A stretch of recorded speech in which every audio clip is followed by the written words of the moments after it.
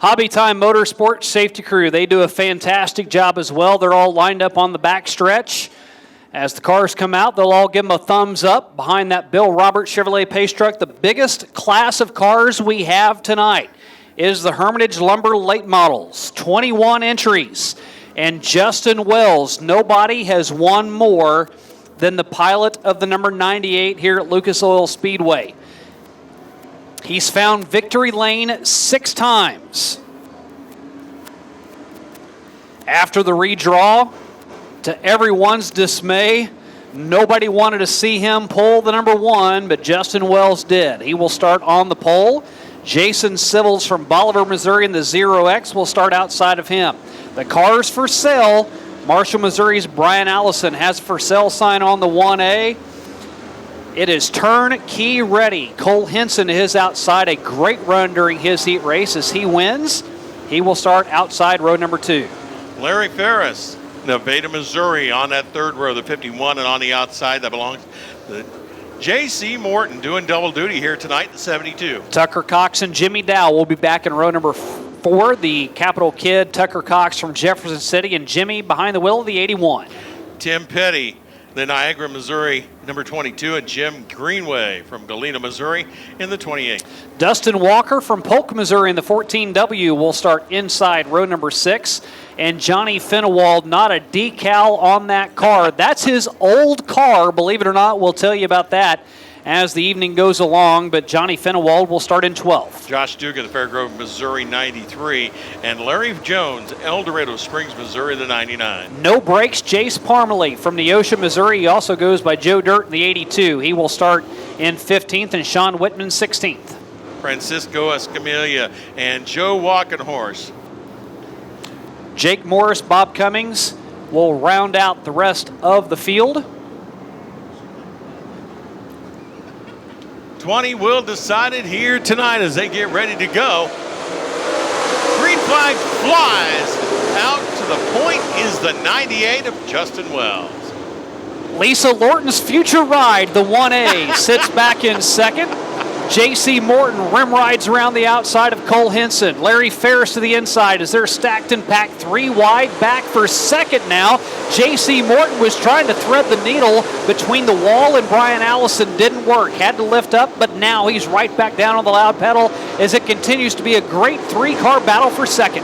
As they roll through, Larry Ferris on one side of Allison, the 72 of Morton on the other, as they both make the pass on Brian Allison. They get together over the wall in the straightaway, Ferris and Morton, but they are flying down trying to catch the 98 of Justin Wells. If you're a late model driver and you know J.C. Morton is anywhere around you, you just better leave that lane to the right side between you and the wall, because J.C. Morton is going to go through that hole regardless of if you're there or not. He loves running the outside, and it will work. He gets around Larry Ferris, and he's up into 2nd, but Ferris fighting back on the bottom. Ferris said no, he's not quite done with that spot yet. Like to try to take it back. Morton says no, it's mine. He's going to keep it, but they have the 98 of Justin Wells in their sight. That is the 1 of Brian Allison in 4th round. That's your top 5. Here, that is the 31 of Cole Henson. Top 4 cars all spread out now, all the way back to 5th now to Cole Henson. That's the first real battle on the track as Cole Henson right behind him. He's got the car of Jim Greenway that's gotten around Jimmy Dow. That's 5th, 6th, and 7th. Now traffic coming up for Justin Wells. The 98, he gets around Bob Cummings, the 6 car, with ease as he gets him in the corner. Here comes the 72 of J.C. Morton. It is Cummings in his lane.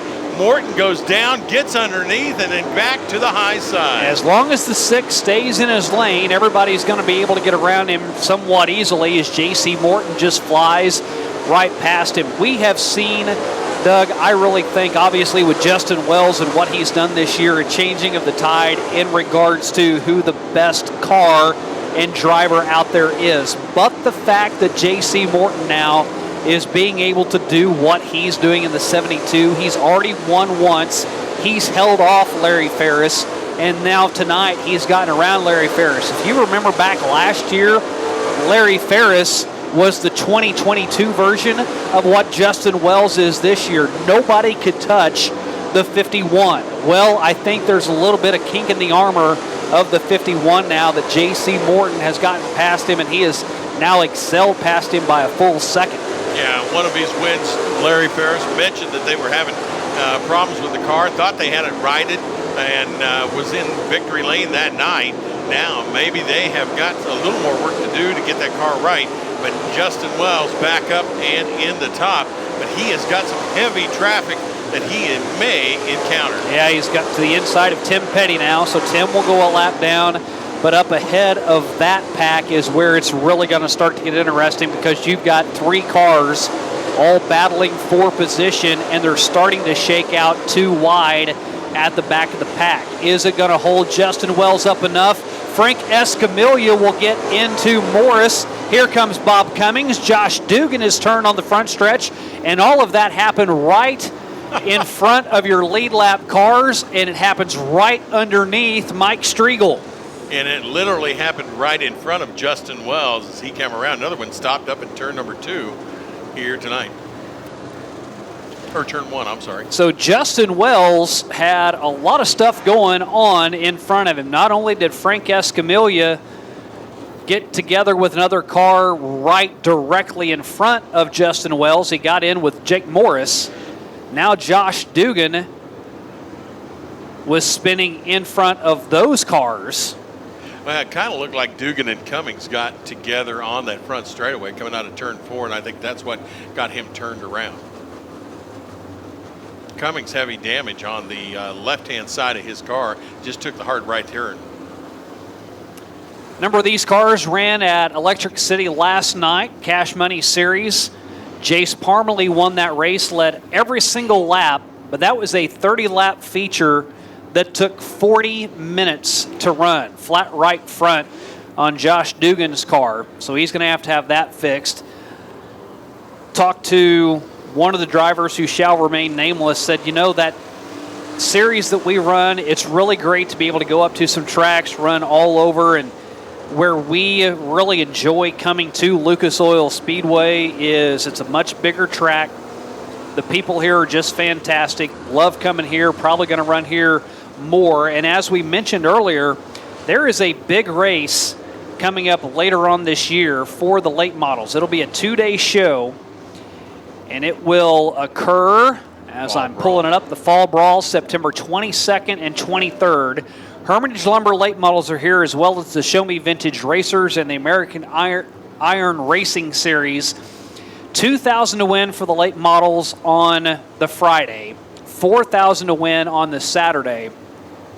Wanted to make it to where it was, for the most part, cars that were staples here at Lucas Oil Speedway. So for you to be able to participate in that event, you have to run 4 races throughout the regular season here at Lucas Oil Speedway. So you're starting to see some of these drivers that are wanting to run for the big payday on those 2 nights starting to show up more. You're starting to see the car count in this Cash Money Series with the cars on your screen right there, the Parmalees, the Whitmans, those types of guys, the Finewalds. Johnny Finewald entered in a race in a late model a couple of weeks ago. Didn't even have his car here. Speaking of his car, we told you we were going to tell you about that earlier. He and Tony Jackson Jr. have developed a very good relationship in regards to auto racing, where Tony Jackson Jr. bought this rocket chassis from Johnny Finewald. In turn, he got it modified. Johnny ran that modified for a while. Now that things have changed around a little bit, Johnny wants to get back behind the wheel of a late model, goes back to Tony Jackson Jr. and says, hey, I want my car back. And Tony said, okay, no problem. So this is the same rocket chassis that Johnny Finewald won 3 championships with here at Lucas Oil Speedway. It's just been a while since he's been in this car. He's been running a B-mod, or he's been running a modified, I should say. He's been running a stock car. So now he's got it back. He's been waiting on parts and pieces to get it race ready. Finally, those pieces came in, and he's back, and I wouldn't be surprised at all if you were to see him on a weekly basis back here again. Yeah, I'm pretty sure. And this is where his love is at. He has really enjoyed driving the late model as much as he does anything, and really good at it, as 3 championships with crew. Justin Wells, the 98 for that Delaware restart, as they bring him around 3 and 4. Wells, he steps on the pedal around the cone and green flag flies. Well, Justin Wells has dominated this race so far, had almost a 2-second advantage. Now that they're up with him, wouldn't be surprised at all if you saw J.C. Morton start to put on a run to catch back up with him with 9 laps to go. He's got to dispose of Larry Ferris first, and Larry is not making it easy as he slides up in front, and here comes J.C. between he and the wall. J.C., if he going to make a wedge in there somewhere as he comes around and gets around Larry Ferris now side by side as they go into turn number 3, and Justin Wells rather enjoying that. Let them race each other behind him and leave him alone. It is Wells up front side by side for Ferris and the 72 of J.C. Morton. Running in for J.C. down the backstretch. Will clear him by a car length, but Ferris right back to the bottom, slides up the track off of 4. Got to think Morton's going to have a run. He does, and he will now, that he's gotten around Larry Ferris, start to set his eyes on Justin Wells. As they come around Justin Wells on the point, it is J.C. Morton, the 72, in that second spot, the 51 of Larry Ferris in third. It is Brian Allison. He gets wide over in turn number 4. He gets it collected, but keeps on going green. And Justin Wells on the point with 5 to go. Danny Lorton almost had to put more money into that car once he buys it from Brian Allison for Lisa. Lisa wants that thing ready to run and run up front the minute she gets behind the wheel. Justin Wells, now 3 seconds, biggest lead he has had so far tonight, and lap traffic will not be a factor in the closing, coming upon 3 laps to go for Justin Wells.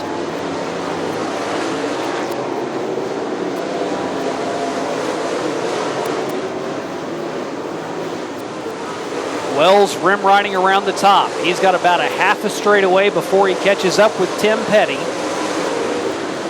2 times to go for Justin. Battle continues to wage back in second. Ferris is not giving up that spot as easily as J.C. Morton would like for him to. Morton has not moved off the top side of the track. Gets away from Ferris down the backstretch. White flag out for Justin Wells. He will get around Tim Petty to the top side. It will become smooth sailing for Justin Wells. He's won in March. He's won in April. He's won in May. He's won twice in June. And as he comes through turns 3 and 4, he'll have to go 1 more lap as 3 cars all spinning out in front of your race leader in Justin Wells. Jason Civils, Frank Escamilla involved in that as the dust starts to clear.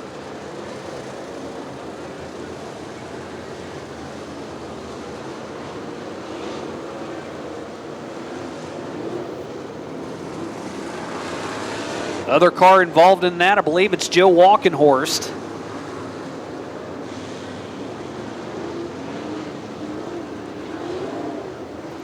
Indeed it is, Joe Diffie. See damage on the right front. And Joe Walkenhorst, after 9 straight weeks of top 5s, I saw him in the pits in week 10, and he jinxed himself. He said he was Mr. Consistency. I followed that up with, you've been in the top 5 every single week we've raced here. Since then, outside the top 10, and now it looks as though it's a DNF.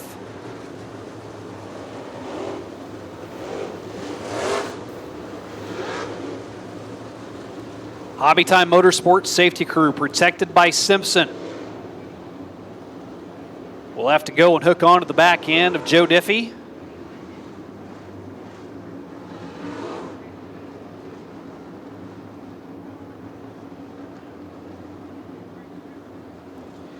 Joe's out of the car. He's good. May not be happy, but he's at least safe.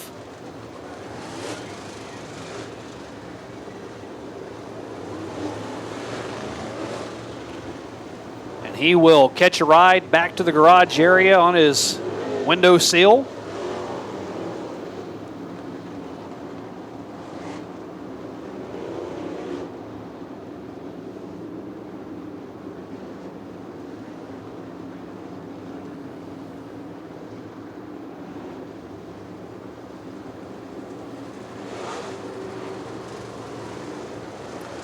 They will be showing 2 flags on this restart. The green flag to go and the white flag to say one more time around. J.C. Morton's going to have to sail it off in there if he's got a shot at Justin Wells. Down to the inside through 4. Green is in the air. They go single file for this 1-lap shootout. Johnny Finewald had gotten up into 5th, has to check up. He's going to lose a couple of spots. Larry Ferris to the inside of J.C. Morton. Can't get the slide job done. Justin Wells gets the job done, though. 7 times he will win here at Lucas Oil Speedway.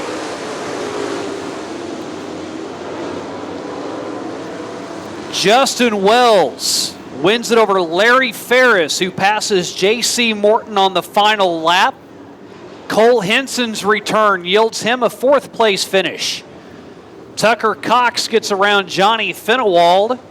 So Cox up to 5th. Johnny Finewald, first time back in a late model, gets a top 10 with a 6th. Jim Greenway 7th. Brian Allison 8th. Jimmy Dow 9th. And Larry Jones in 10th.